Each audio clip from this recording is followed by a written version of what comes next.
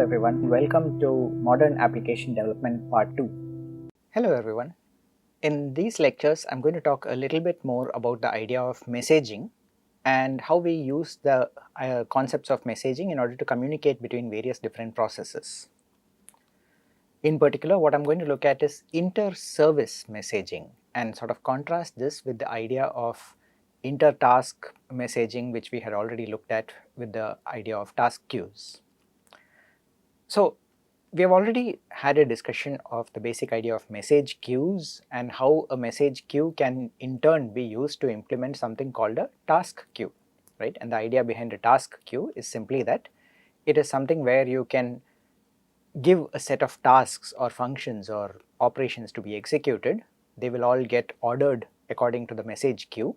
The message queue's responsibility is to make sure that the messages are saved until such time as somebody, some worker process is able to actually execute the tasks.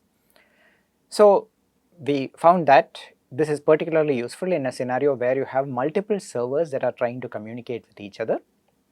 It could be something like there's a web front-end server, there's a database server, there's an email sending server, there is something else that sends SMS messages, that might be something that handles payment gateways, right? Each of those is a different server that, and all of them put together are finally constituting your application, right? So they are all quite tightly coupled in the sense that unless all of them are operating together, you do not have a working application. In this scenario, what we said was, rather than having all these point-to-point connections, have a message broker somewhere in the middle whose job is to accept messages from various different sources and make sure that they get delivered to the right destinations. Which means that from server A, for example, if I wanted to send a message to send out an email, maybe that is handled by server B. Rather than directly communicating to server B, I insert a message into my task queue or my message queue saying that I need to send out an email.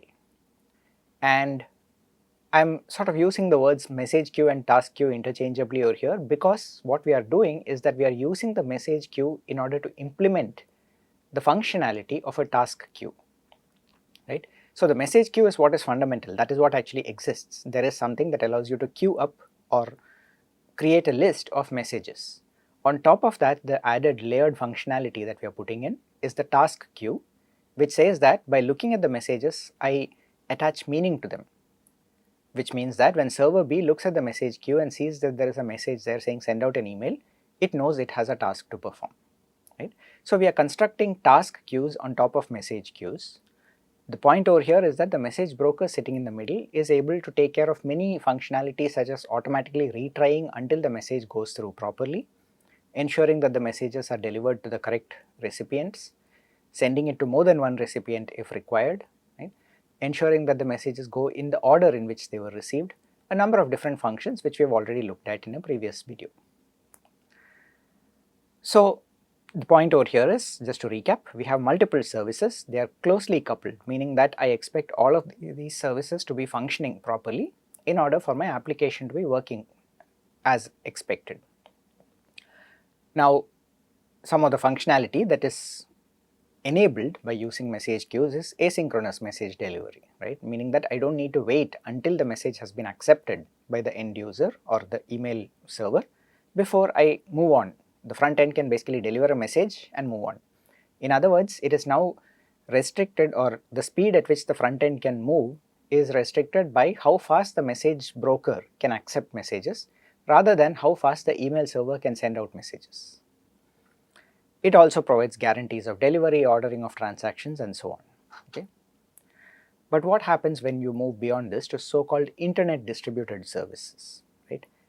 Now, what do we mean by internet distributed services? From the picture, you can see that it's a very similar kind of scenario, right? I mean, I've just replaced that message broker with something that I'm calling the public internet, okay?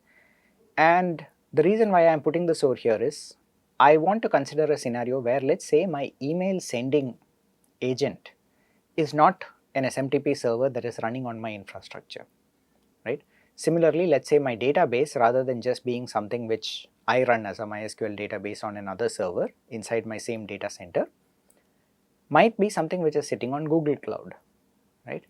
And it could be that I have something else which is some image processing workload which is running on, let's say, the Amazon cloud. Okay, so what you can see is that there are distinct services running in different data centers. You could potentially use a message broker in order to get data between all of them, but what that means is you now need to have a publicly exposed message broker and handle all the authentication and related issues corresponding to that. Now, of course, if this is how you are building your application, there is no other way around it. But there are scenarios where you only want something called a lightweight message to be sent, right? You might not want something which requires like heavy guarantees of certain kind of performance, okay? An example of that might be, let's say that you are using a public service like Twilio, right, whose purpose is essentially to send out messages. Now, when you use Twilio, it allows you to send SMS messages, WhatsApp messages. You can sign up for various different contracts with them, right, and you get the corresponding API keys which enable you to send a certain number of messages, and you are charged accordingly. Now, of course, you might want to have a proper message broker to ensure that your messages are sent out, but you might also want to have something simpler which basically says, okay, just send out a message. More importantly, you might also want something which, once Twilio is done with sending out a message, maybe you want them to alert you saying that yes, the task is completed. Of course, a message queue will solve these problems. The question is there a simpler way of doing it? Do you really need a message queue in all of these instances? Because as we know, a message queue or a message broker is one more piece of infrastructure that needs to be installed and maintained, right? So the question is, can we get some kind of a lightweight API call? And what I mean by lightweight is that you typically do not send a huge amount of data to these endpoints, okay? So basically what we are thinking of is a server could expose certain endpoints either to the public internet or via some kind of authentication mechanism, and those endpoints are, whereas a usual REST API, for example, is meant for retrieving data from the server, right? Usually what I would do is I would access a REST API, for example the Wikipedia REST API. One of the main purposes over there is to get articles from Wikipedia. Similarly, when I access the GitHub API, I am usually looking to get information about a user or their repositories or who they are following and so on, okay? Whereas over here what we are doing is the opposite. We want an API that allows people to push messages onto the server that is running the API, okay? So the process has slightly been reversed. Rather than trying to get information from the server, we are trying to push information onto the server. Now this request is usually done through the post method rather than, occasionally you might use get, but we are not really going to look at defining a new verb, right? So in other words, what I am saying is that we don't really have a push verb in HTTP, or if we do, that's not really what we are talking about using over here, right? We basically want to use HTTP post requests, but the purpose is to send some kind of a message to the server rather than to retrieve information from there. Now, why would a server want to do this? It basically enables that server to receive messages from others, okay? So it exposes an endpoint and you are telling the world that if you connect to that endpoint and you post some information there, I will get the message. You don't need a message queue, you don't need some other way of ensuring that the message gets through to me, right? This is a way by which you can directly send a message to whatever service I am running.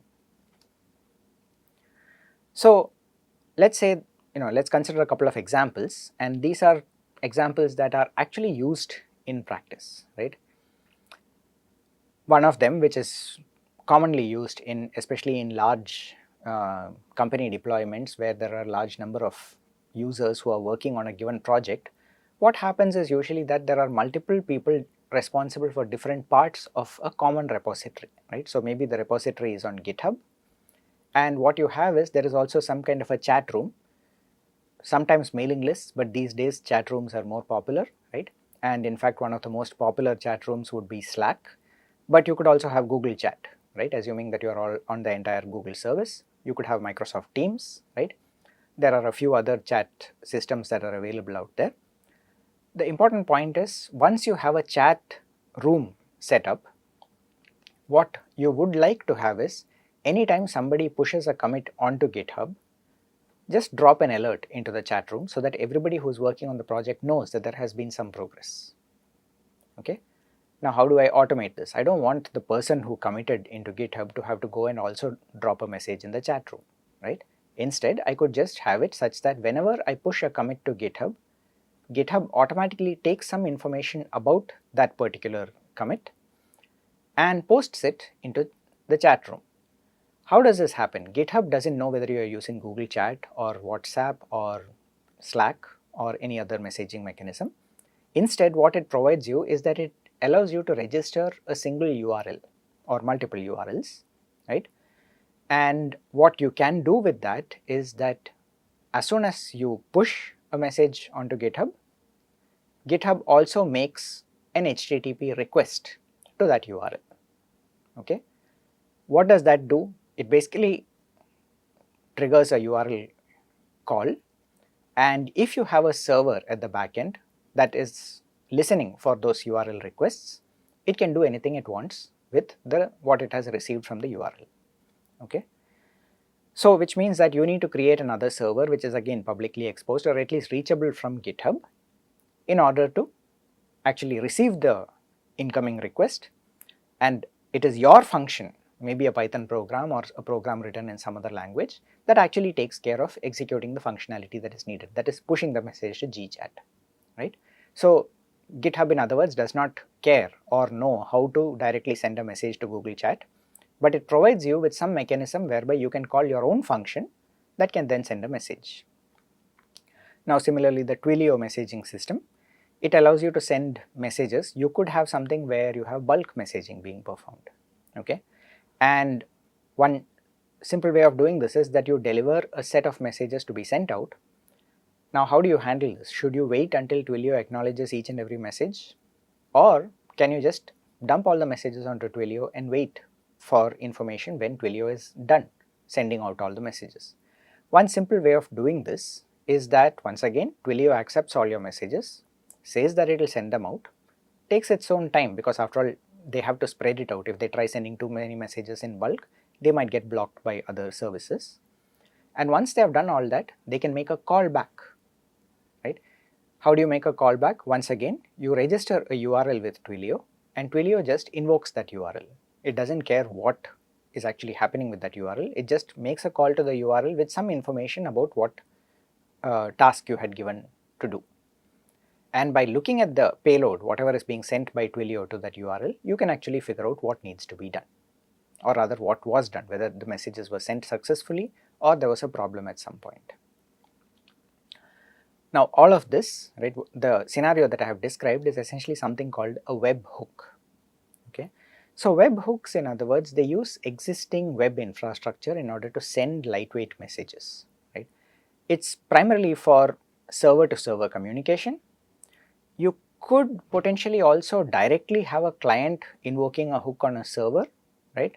When I say client over here, I'm specifically talking about a user front end. That's a bit less common, right? Or on the other hand, you might, in a more interesting example, have a sort of lightweight server being run on your client, and the server in turn actually invokes a hook back onto your client. Now that's a bit harder to set up because your client in general does not have a public IP address, right? So how do you actually hook back onto the client? But potentially you could do that. The point is you can use this to actually just send simple messages without having to set up the entire infrastructure for a message queue.